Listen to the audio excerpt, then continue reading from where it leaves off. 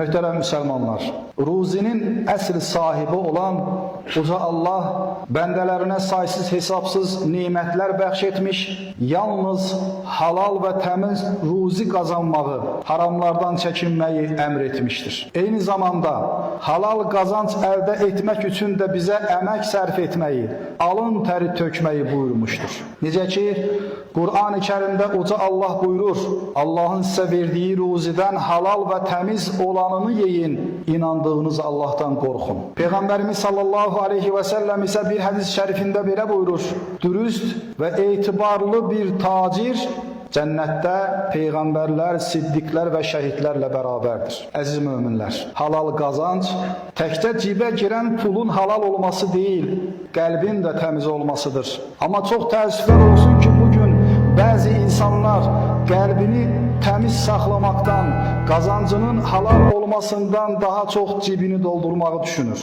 Bəzilərimiz evinə çörək aparanda bu çörək haradan gəldi, halal mı, haram mı deyə heç düşünmür. Halbuki çörək mədəni doyursa da haram çörək qəlbimizi və ruhumuzu ac və boş buraxır. Dilimiz halal deyir, addımlarımız isə bəzən harama aparır. Uca Allah buyurur, murdar haram şeyin çoxluğu xoşuna gəlsə belə, murdarla təmiz, haramla halal bir ola bilməz. Əziz möminlər, bu ayə bizə bildirir ki, halal az olsa belə, haramın çoxundan qat-qat üstün və bərəkətlidir. Amma çox təəssüflər olsun ki, biz bəzən əksinə davranırıq. Halal olmayan qazancımız haqqında cılız bəhanələr gətirərək, hamı belə edir deyib özümüzü aldadırıq. Filan yerdə məcbur idim, ona görə aldadıb qazandım. Bu dövrdə halal yolla qazanmaq çətindir, bir dəfəlikdir, daha olmaz deyirik. Halbuki vaxtı ilə şeytan da eyni cümləni demişdi. Bir dəfə səzdə etmədim. Amma o bir dəfəlik əbədi oldu. Haramın ilk addımı daha sonra bir dəfəlik olur. Halala gedən yol çətin olduğuna görə deyil, haram daha surətli olduğuna görə cazibədardır. Çünki halal yavaş-yavaş gəlir, tər tökərək, səbir istəyərək gəlir. Haram isə qaça-qaça. Halal zəhmət tələb edir, haram isə həmişə özünə bir bəhanə tapır.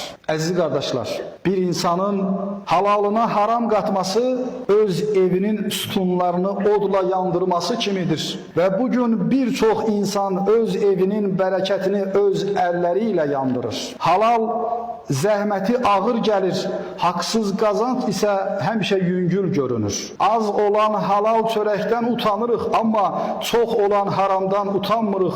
Harama alışdıqca onun dadını belə hiss etmirik. Çünki haramın dadı olmur. Haram insanı içindən yandırır, ailəsini sarsıdır, ruzisini kəsir, duanı göyə yüksəltmir. Halal isə gec də olsa insanı ucaldır, yolunu işıqlandırır, ürəyinə bərəkət və rahatlıq gətirir. Ey halal haram sərhədinə laqeyd olan insan, bilməlisən ki, haram loğma yalnız ağza yox, övladının qəlbinə də girir. Haram qazanc yalnız süfrəni yox, bütün bir nəslin gələcəyini zəhərləyir.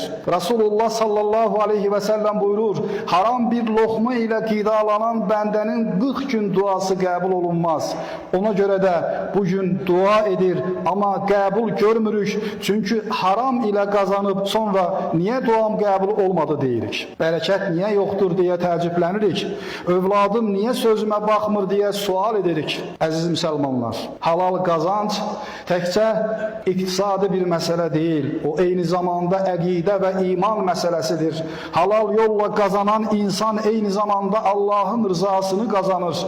Haram yolla qazanan insan şeytanın sevincinə səbəb olur. Haram pul ilə böyüyən övladın qəlbi daş kimi olar. Halal pulla böyüyən övladın qəlbi nur kimi olar.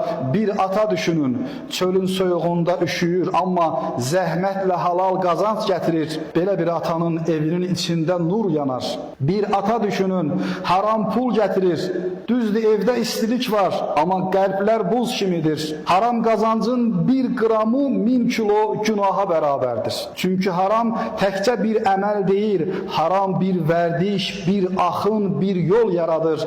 Bu yol insanı Allahdan uzaqlaşdırır, bir nəsli zəhərləyir, ailəni dağıdır. Haram qazancın olduğu qəlbdə iman qərar tutmaz.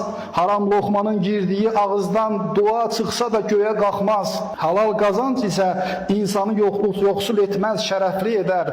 Halal ruzi ilə böyüyən övlad Musa kimi mərhəmətli olar.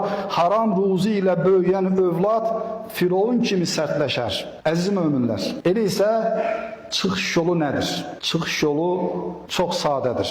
Harama aparan qapını bağlamaq, halala aparan qapını açmaq. Odur ki, gəlin, qazancımıza bir baxaq. Haram damla varsa çıxaraq, ucuz bəhanələrimizi susturaq, niyyətimizi düzəldək. Az halal çox haramdan üstündür. Buna inanaq. Övladımız üçün halal çörək qoyaq, haram miras buraxmayaq, vicdanımızı oyadaq. Çünki ölü vicdan halal qazanc tanımaz. Ey Rəbbimiz, qəlblərimizi haramın qaranlığından qurtar. Bizə halal qazanc nəsib et. Harama meyl edən nəfsimizi sındır. Evlərimizi bərəkətlə doldur. Halal çörəyi bizə yetərli et. Ruzimizi bərəkətləndir. Yolumuzu işıqlandır. Haramdan dönmək istəyənlərə güc ver, qətiyyət ver. Bizə elə bir həyat ver ki, son nəfəsimizdə halal yaşadım deyə bilək.